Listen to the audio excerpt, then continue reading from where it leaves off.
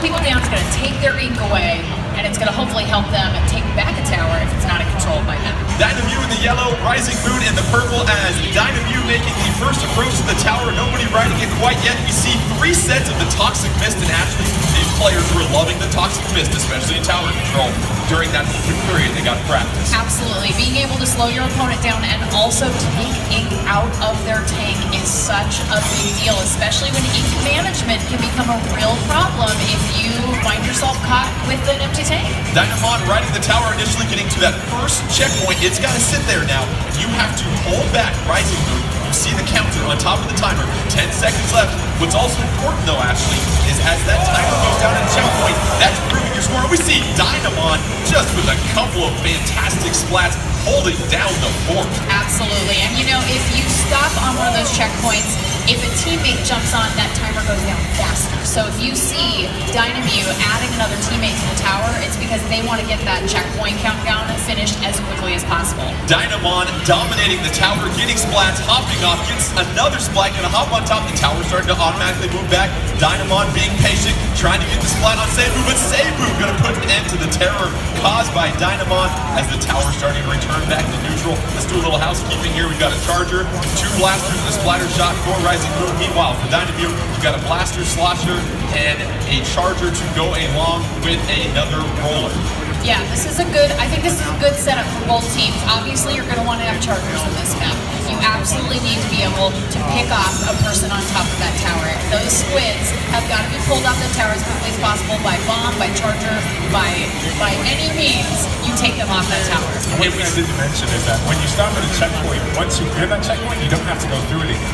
Very important to notice right there, Eric. Meanwhile, Dynamon is the designated tower control expert for Dynamo, riding that tower, trying to get the splat on Andy, but no! Wow. Andy's gonna put an end to that movement right there. You gotta pay the toll on the tower, and Andy's the one taking collection. Dynamon pays the price, and the tower heads back to the center of the map. This is really interesting. You're seeing a couple of players actually do a little bit of forward scouting. They're putting down some ink.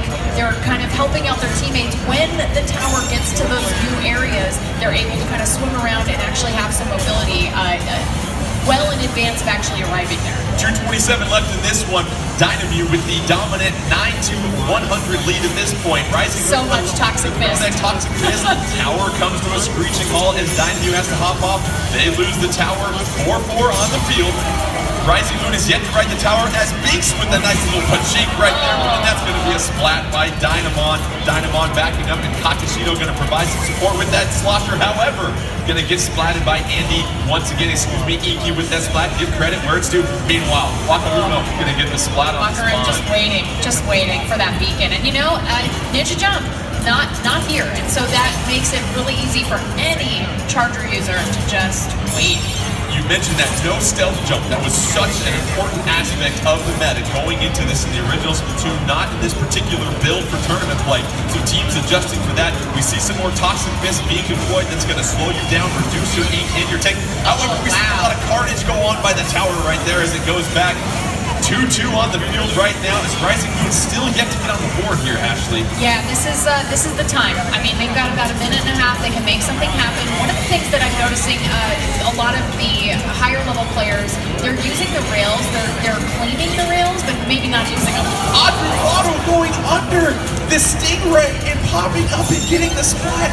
And that's unreal. We see from these players just how well they can. So much mobility. I mean, just the jumping, they're sniping, there's dynamo rolling. I mean, it's just they're popping out and making these absolutely incredible moves. Dynamon all over that tower, though, getting a critical splat, starting to ride it. Has a Stingray charged up as well, too.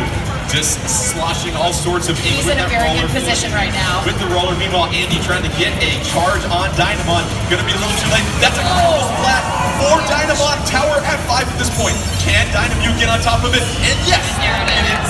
With the knockout. And there's not much to break down from this one. Dynamon doing a fine job of riding the tower, but the rest of Dynamo providing that support because we never really saw 3-4 players from Rising Moon able to get to the tower here, Ashley. Yeah, and you can see using those ink rails really came in handy. They were able to kind of move around the map, get behind Rising Moon, figure out how they can cut off all of those avenues, and also deny Rising Moon from moving forward when they did have the tower. Yeah, absolutely. Dynamon himself was, on the tower, getting a lot of splats, but his teammate was actually out in front, making sure the path was clear. Clear in the way. Yeah. And it really came down to that pivotal point towards the end of the match. We saw Dynamon really take over the tower when it was close to the middle and able to ride it. And you mentioned some of the roles the support players do to help that tower get to the goal here, Ashley. Yeah, absolutely. You're going to see a lot of high-level players have somebody, like you were saying, kind of paving the way forward. It's always possible you'd have somebody with a more short-range weapon on top of the tower. So obviously Dynamon is a perfect person for tower control to be on there. But then you want somebody with maybe a mid-range weapon or a slasher or something that's going to be able to do a lot of damage very quickly to take out those chargers. I mean, Andy was really doing a great job defending there for a while. We just saw that instant replay, and our wonderful production group, we're going to try to roll that up for you again, because this match was truly decided by that fantastic play by Dynamon at the end. And right here, Dynamon on top of the tower here. And usually when you're at the tower, you're this close, you want to ride it to victory. But Dynamon hopping up and getting the splat mid-air with the flick. And that was all it needed to close this one out. Yeah, especially they were already in the lead.